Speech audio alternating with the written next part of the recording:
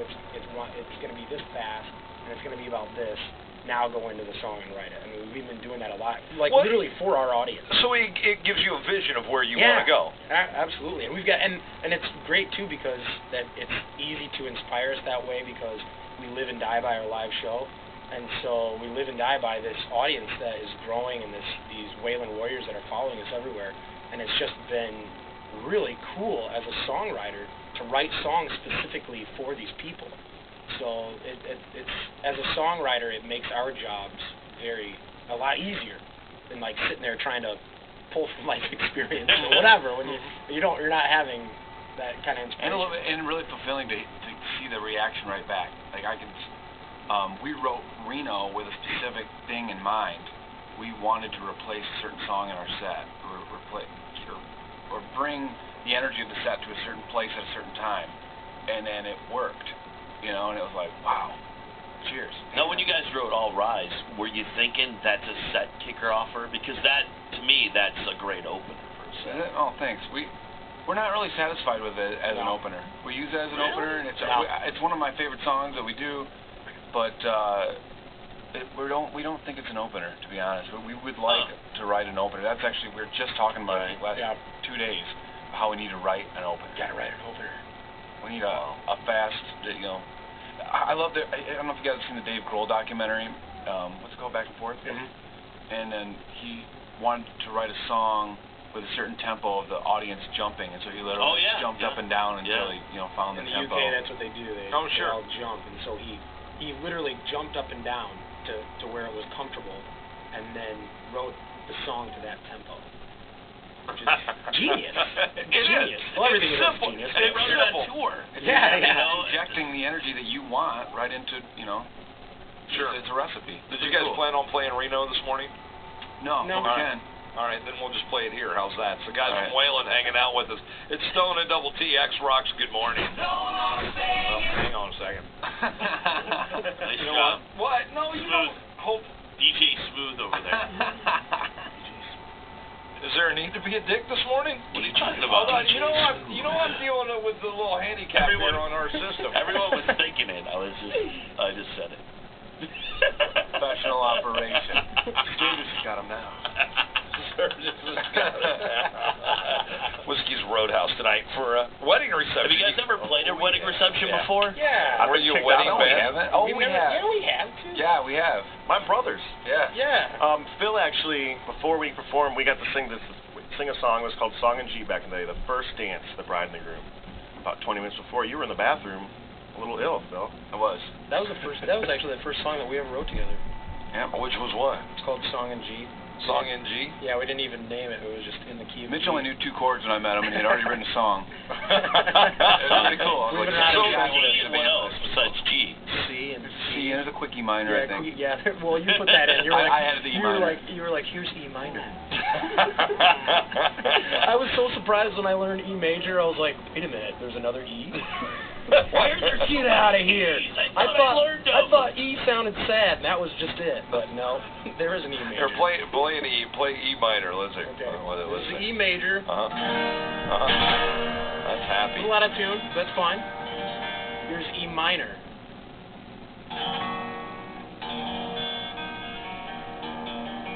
Spooky. Yeah.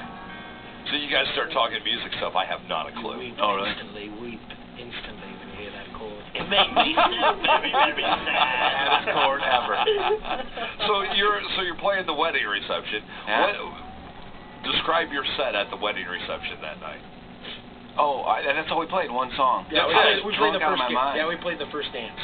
Yeah. That was it. I could hardly sit up in a chair. I was so drunk. We looked funny. And I'm sitting there with my drooped down, my shoulders down, spread eagle sitting there. I looked just like a 5-year-old.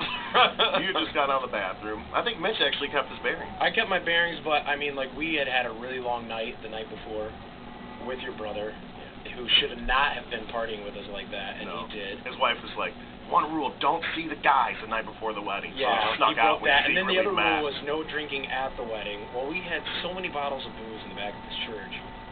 Like any wedding. Yeah, exactly. Yeah. We've gotten a lot of videos this year of people doing their first dance to She Lights It Up. Yeah. No kidding. Yeah, 4 or 5 of those. Do you remember that song that you guys played at the wedding reception? Song Like in the G? song? The The song song in G. G? Mitch, do you remember? Yes, I remember the song. Do you remember how to play it? Yeah, I remember.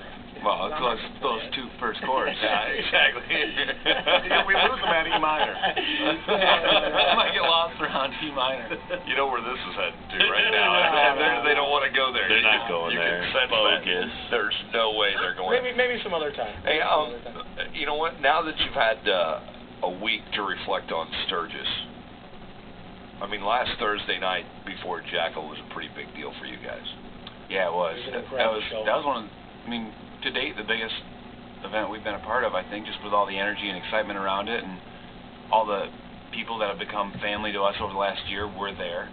You know, you guys included. It was a big night. Well, You guys missed it, but considering the weather and everything, you guys really had the show we vibe. got We got didn't we? the luck of the draw for sure.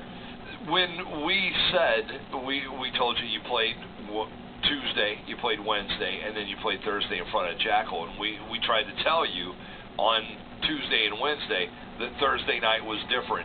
Could you feel the difference when you took the stage? oh yeah, Absolutely. and we were a different band. Yeah. We became a different band that night. What do you mean you became a different band? There was just no room for any crap. I mean, We it was. peaked. We peaked on Thursday. Yeah, on Tuesday I think we got out there and did our thing, and it was good. And on Wednesday, well, Mitch could hardly stand because he was having stomach situation, you know. But we got through it, and we fought through it, and we played really well played great. musically. I think we hit a new level musically as far as listening to each other. And then by Thursday, we were, I don't know, Mitch had said some things to the band before we went on, and there was kind of a new mindset, and it was just like, kill them all, take no prisoners. You know, here we It was go. all about the consciousness going into the show, and I don't know. I felt the last couple nights we had great shows and great shows as a band. I felt like it was like the connection was trying to happen with the audience, but we hadn't quite done it. Because I know yet. we talked about that Yeah. earlier. It was a today. different audience. It's a tougher Well, audience. It's a tougher audience, yeah, but still at the same time for people that study that kind of art, the way a stage performance as an art, which is an ever-changing animal, you need to be ready for anything. You need to be ready for any type of audience. And some place that I've found that I hinder myself is that I'll go into a show maybe the same as I went into the last show, and that doesn't always work, especially when you're talking about that Sturgis crowd. Which is a crowd from everywhere. Yes. They're from all Yeah. over the country, all over the world. And there's all these things going on Yeah. in the Full Throttle. Yeah, nostalgia they're there for music. Jackal, and you're in their way. Yeah. You know, that's kind of what Yeah. their mindset at that point. Or hot bartenders. Yeah. Yeah.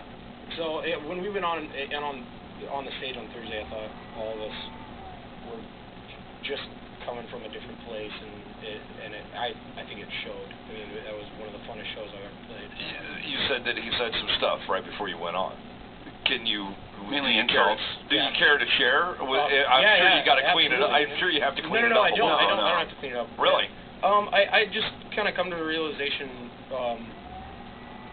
whenever you come off the stage and you get people come up and say, oh my gosh, I love the set, I love the set, and you have a feeling one way or another, either okay, the set was good and we did the right thing, or the set wasn't where we wanted it to be.